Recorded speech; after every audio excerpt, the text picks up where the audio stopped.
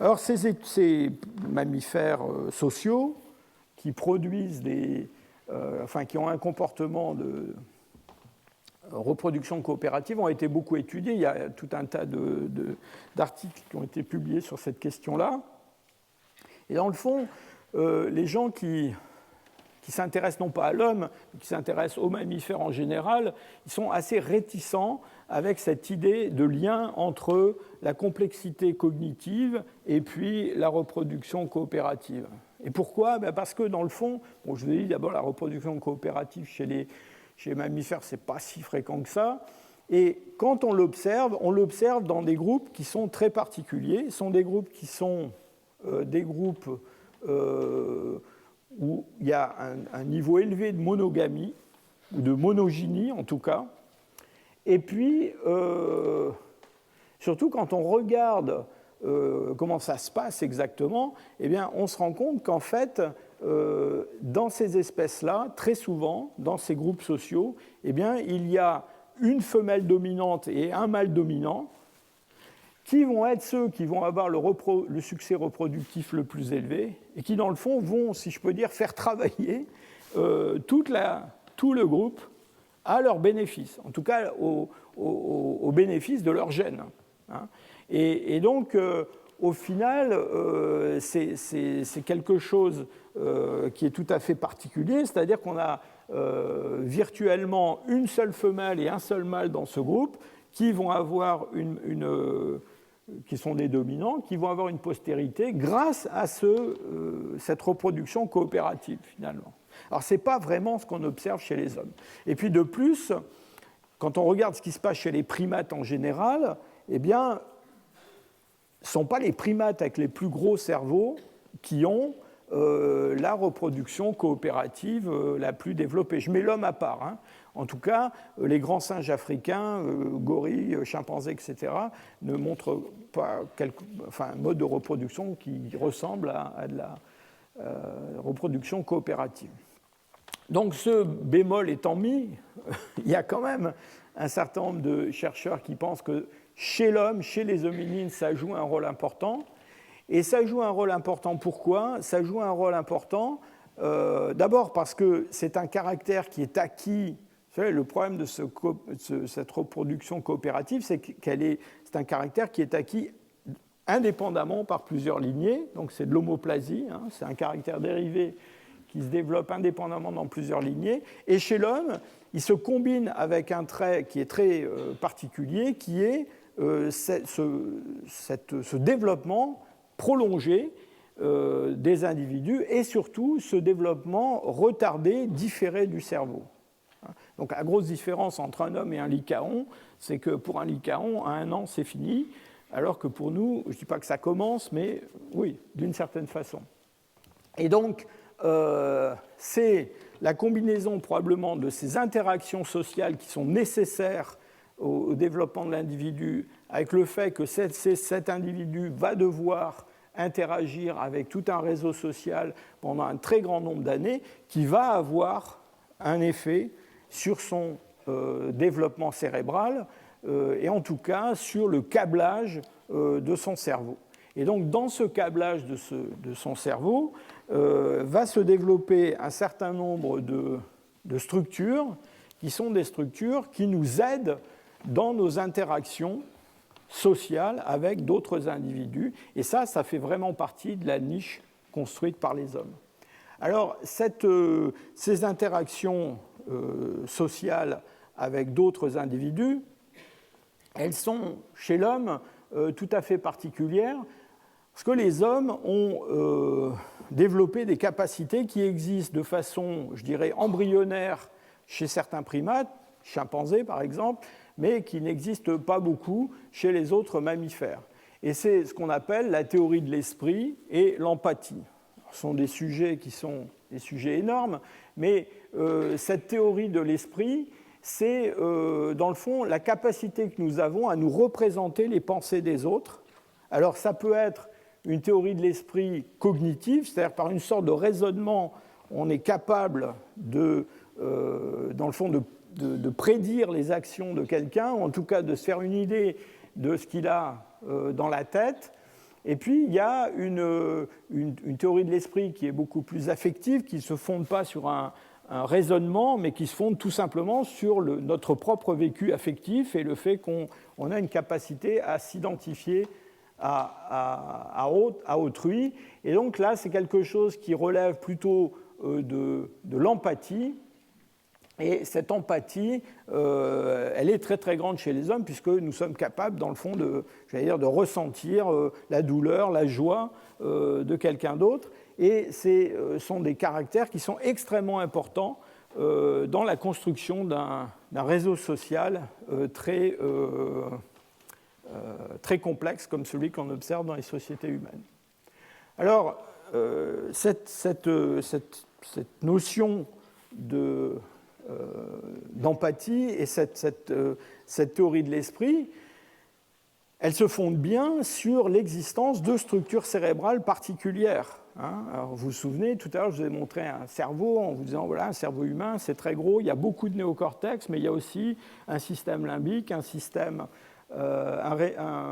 cerveau reptilien. Et en particulier, ce système limbique, on pense qu'il a une très très grande importance dans l'aspect émotionnel de nos relations avec autrui. Il y a dans le système limbique quelque chose qu'on appelle les amygdales, qui sont deux petites structures à peu près de la taille d'une cerise dans une partie profonde du cerveau de chaque côté. Et ces amygdales jouent le rôle de déclencheur des émotions. Et ces centres, ils sont en communication constante avec d'autres parties du cerveau, en particulier le cortex préfrontal, et puis ce qu'on appelle le cortex singulaire, qui est l'endroit du cerveau, dans le fond, on traite de façon où se passe le traitement cognitif des affects sociaux. Donc ce n'est pas juste une affaire d'expansion du néocortex chez les hommes. Dans tout cet aspect émotionnel, empathique, etc., on mobilise des parties anciennes du cerveau. Et puis alors, il y a autre chose qui s'est développée dans le néocortex des hommes. Ce sont des neurones particuliers, qu'on appelle les neurones miroirs. Alors ces neurones miroirs sont des neurones dont on a découvert l'existence en faisant des travaux expérimentaux sur des primates, des macaques. Et ces neurones miroirs sont beaucoup plus nombreux chez l'homme qu'ils ne sont chez d'autres espèces de primates. Et sont des neurones qui s'activent aussi bien lors d'une action motrice ou d'une sensation que lorsque cette action ou cette sensation est donnée à voir ou même est donnée à imaginer. Et donc vous avez ici de l'imagerie cérébrale qui vous montre des conditions, comment s'activent ces neurones miroirs dans le cortex. Lors de l'exécution d'une tâche, il s'agit de prendre un objet, ou lorsqu'on donne à voir à un macaque, mais c'est pareil pour un homme, cette action par quelqu'un d'autre, un expérimentateur. Et donc ça, c'est quelque chose qui est extraordinairement important pour nous, parce que dans le fond, ce sont ces mêmes neurones dans notre cerveau qui nous permettent, dans le fond, de ressentir et de mettre ça en relation avec notre expérience personnelle, le résultat d'une action qui est accomplie par d'autres. Et inutile de dire que c'est quelque chose qui a une grande importance du point de vue de l'empathie. Alors cela m'amène à vous parler, pour finir, de ce fameux cortex et de l'expansion de ce néocortex et de ce que l'on a appelé le cerveau social. Alors, en 1992, un chercheur anglais qui s'appelle Dunbar a publié un article qui a fait date. Et dans cet article, je crois qu'il a été publié dans Journal of Human Evolution, Dunbar a voulu montrer que, en fait, cette expansion du néocortex chez les hommes, elle avait des racines qui étaient des racines sociales, et que donc on pouvait bien mettre en relation la complexité sociale, le nombre d'interactions avec les autres à l'intérieur d'un groupe, avec l'expansion du néocortex. Et Dunbar, dans cet article, a montré que chez les primates, donc tous ces points représentent des espèces différentes de primates, eh bien, il y avait un lien assez direct entre la proportion de néocortex par rapport au reste du cerveau, en volume, et puis la taille des groupes. Et donc, ici, on a des prosimiens qui sont des espèces qui vivent isolées, seules. Et puis ensuite, on a différents groupes d'aplorhiniens, des anthropoïdes, monogames, polygames, etc. Et ce que l'on observe, en gros, dans toute cette série, ces nombreuses espèces de primates étudiées par Dunbar, eh bien, c'est que plus ces espèces ont un néocortex important par rapport au reste du cerveau, et plus elles vivent en groupes nombreux.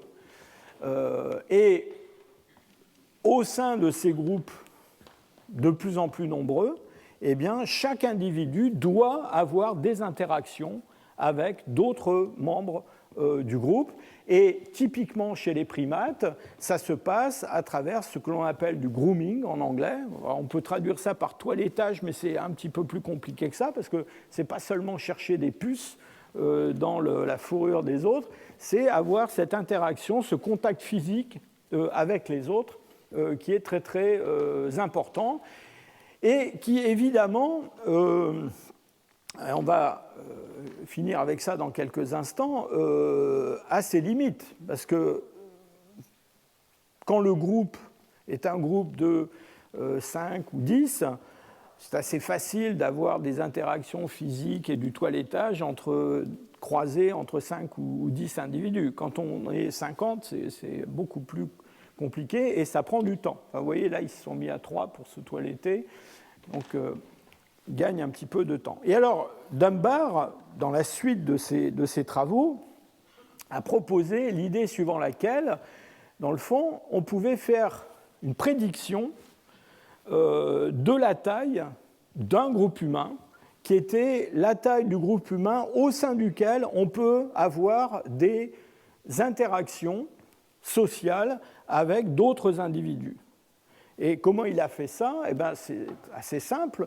On connaît la taille du néocortex chez l'homme, donc il a pris le rapport du néocortex par rapport au reste du cerveau, et en le projetant sur ce diagramme construit à partir d'autres primates, ici encore une fois c'est une échelle logarithmique, eh bien Dunbar est arrivé à un chiffre qu'on a depuis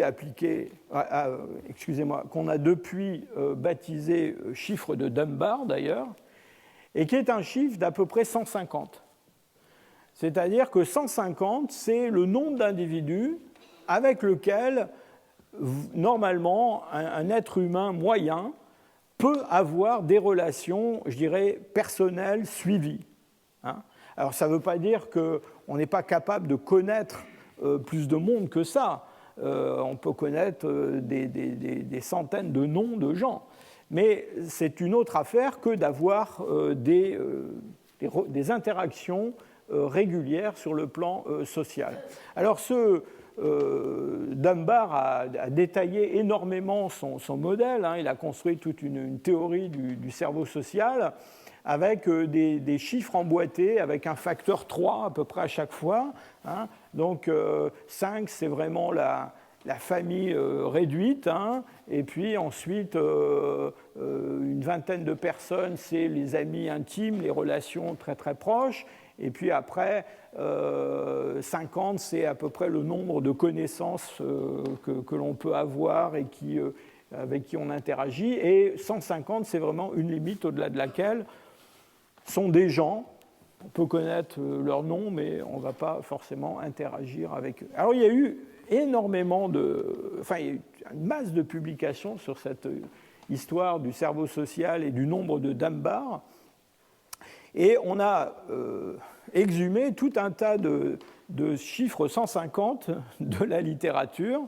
On s'est rendu compte que 150, c'était à peu près la taille d'un village, enfin l'effectif de la population d'un village néolithique.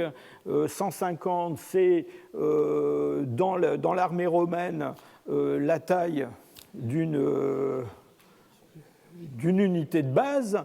Dans la plupart des armées modernes, c'est la taille de ce qu'on appelle une compagnie. Etc. etc.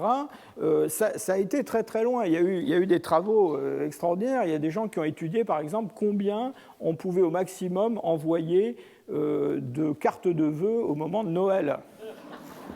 Donc il y a une publication là-dessus et toujours pareil, on tombe sur ce chiffre de Dunbar qui est autour... Alors c'est pas 150, c'est entre 100 et 200, mais on tourne toujours autour de ces chiffres-là. Et alors, plus récemment, j'ai trouvé ça vraiment intéressant, il y a des gens qui ont étudié le trafic sur les réseaux sociaux, sur Twitter et sur Facebook.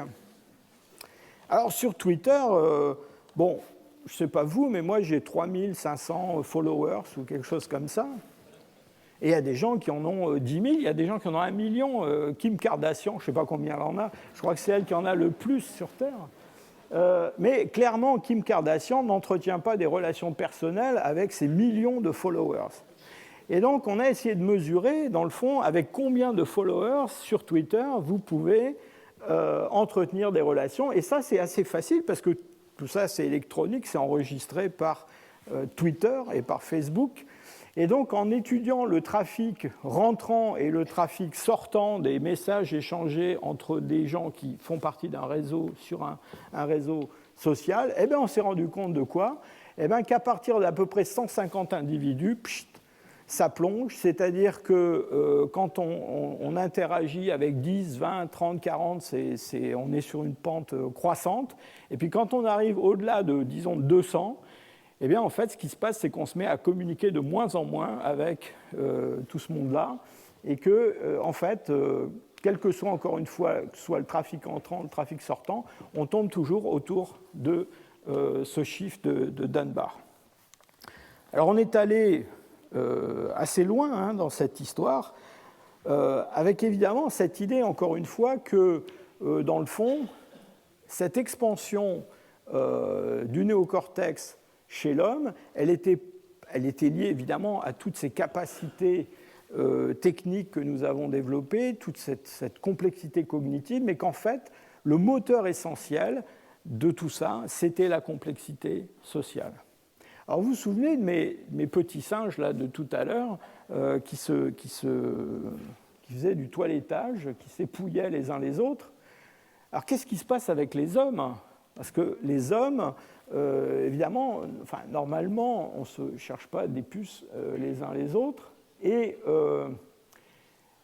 en 1993, Dunbar, associé à un autre chercheur qui s'appelle Leslie Aiello, ont pris toutes les données qu'on avait sur des fossiles, sur la taille estimée du néocortex dans différents groupes d'hominines, et ont publié un article dans lequel ils fournissaient des estimations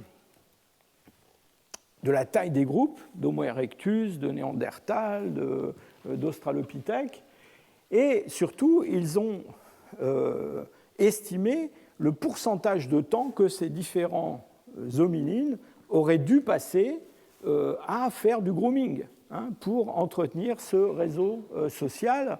Alors, je vous dis ça de mémoire, mais pour Homo erectus, c'était des groupes au-dessus de 100 déjà, donc on parle de groupes conséquents.